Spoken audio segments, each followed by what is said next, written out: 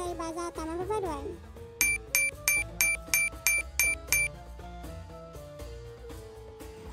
Pembazir ini bermaksud menggunakan sesuatu barang ataupun menggunakan wang secara berlebih-lebihan. Dan amalan pembazir ini merupakan satu tabiat buruk yang dilakukan oleh manusia apabila mereka ni menerima satu rezeki ataupun nikmat yang banyak. Dan orang yang melakukan pembaziran ni, mereka ni seolah-olah lupa bahawa nikmat yang diberikan oleh Allah itu adalah kurniaan daripada Allah Subhanahu Wa Taala. Dan mereka ni menggunakan rezeki tersebut kepada perkara-perkara yang tidak bermanfaat dan juga kepada tempat-tempat yang tidak sewajarnya. Jadi dapat kita fahami di sini bahawa apa-apa sahaja perbuatan yang menjurus kepada kerugian itu kita jadikan sebagai pembaziran. Dan pembazir ini secara umumnya dibahagikan kepada 3 bahagian utama, iaitu pembaziran harta. Sebagai contohnya, menggunakan harta kepada perkara-perkara yang tidak bermanfaat. Sebagai contoh, kita pergi bazar Ramadan, kita beli makanan secara berlebih-lebihan tanpa ada had. Yang kedua adalah pembaziran masa, iaitu menggunakan masa kepada perkara-perkara yang tidak berfaedah. Sebagai contoh, kita gunakan masa yang kita ada ni untuk tengok perkara-perkara yang melalaikan. Dan akhir sekali, yang ketiga adalah melakukan pembaziran tenaga, iaitu menggunakan tenaga yang ada bukan untuk melakukan ibadah kepada Allah. Sebagai contoh, kita gunakan tenaga kita ni untuk pergi kepada tempat-tempat yang tidak baik. Itu adalah 3 bahagian utama pembaziran, iaitu pembaziran masa, pembaziran harta dan juga pembaziran tenaga. Ibnu Al-Qayyim mengatakan bahawa terdapat 9 jenis bentuk pembaziran yang sering dilakukan oleh manusia. Yang pertama adalah pembaziran ilmu pengetahuan. Yang kedua adalah pembaziran amalan, iaitu kita melakukan amal ibadah tanpa hati yang ikhlas. Yang ketiga adalah pembaziran kekayaan, iaitu kita membelanjakan harta kita ke arah jalan yang tidak diridai oleh Allah. Yang keempat adalah pembaziran hati, iaitu kita membiarkan hati kita kosong tanpa mengasihi Allah Subhanahu Wa Taala. Yang kelima adalah pembaziran tubuh badan, iaitu kita tidak menggunakan tubuh badan kita ke arah jalan untuk beribadah kepada Allah. Yang keenam adalah pembaziran cinta, iaitu kita mencintai sesuatu benda ataupun seseorang melebihi cinta kita kepada Allah Subhanahu Wa Taala. Yang ketujuh adalah pembaziran masa. Yang ke-8 adalah pembaziran akal, dan yang ke-9 adalah pembaziran zikir.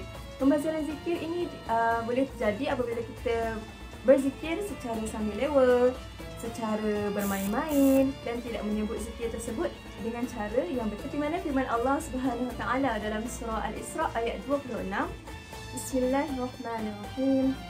Wa atizal qurba haqqahu wal miskina wa ibnas sabil. Wala tubadzir tabzira, yang bermaksud, dan berikanlah kepada kerabatmu, orang-orang miskin serta orang musafir akan haknya masing-masing, dan janganlah engkau membelanjakan hartamu dengan boros dan melampau-lampau. Amalan membazir ini telah membawa kesan yang buruk kepada seseorang manusia, sebagaimana Allah Subhanahu Wa Taala berfirman dalam surah Al-Isra ayat yang ke-27, A'udzubillahi minasyaitonirrajim, Bismillahirrahmanirrahim. Innal mubadzirina kanu ikhwanasy syayatin wa kana asy-syaitanu li rabbih kafura. Maksudnya, sesungguhnya orang-orang yang boros itu adalah saudara syaitan, dan sedangkan syaitan itu pula adalah makhluk yang sangat kufur kepada Tuhannya. Jadi berdasarkan ayat Al-Quran yang telah dibaca tadi, kita dapat fahami di sini bahawa amalan pembaziran itu merupakan salah satu amalan yang tidak disukai oleh Allah Subhanahu Wa Taala, kerana amalan tersebut telah memberi kesan yang buruk terhadap diri seseorang manusia, iaitu kesan daripada segi rohani dan juga jasmani seseorang manusia. Dan sesungguhnya Allah Subhanahu Wa Taala ini murka ke atas individu yang tidak pernah bersyukur atas nikmat yang telah diberikan oleh Allah Subhanahu Wa Taala.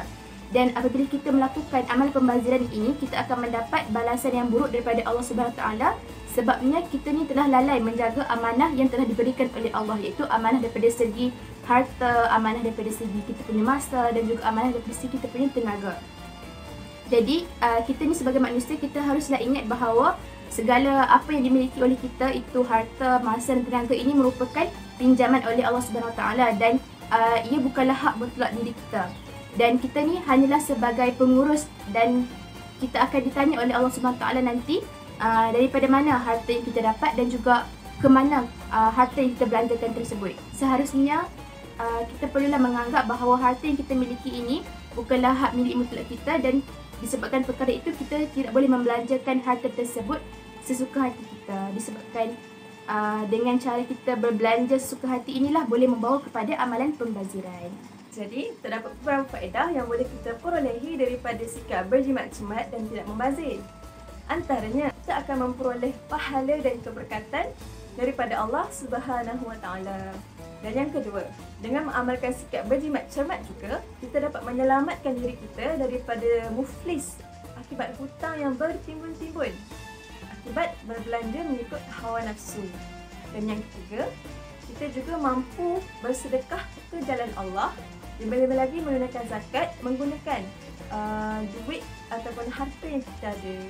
Dan yang keempat, kita juga akan mempunyai simpanan yang menjamin hidup kita di saat kita kesusahan.